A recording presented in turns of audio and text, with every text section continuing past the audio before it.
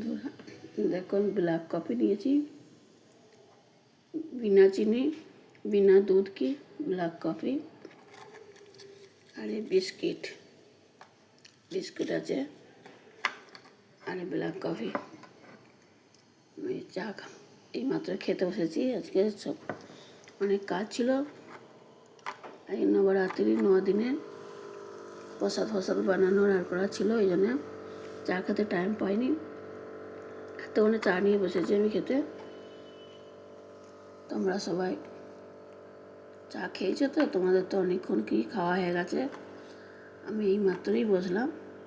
আর যদি এখন খাওয়ার ইচ্ছা থাকে কারো, তা চলে আসতে পারো তোমরা চা খেতে। ওকে বন্ধুরা, বাই, গুড আফটারনুন। এখন দুপুরবেলা, গুড আফটারনুন। তোমরা সবাই খাবার খাওয়ার টাইম হয়ে গেছে তোমাদের। তোমরা সবাই লাঞ্চ করে নাও। আমি তো এখন চা খেতে বসেছি, লাঞ্চ আমাদের পরে হবে। ওকে।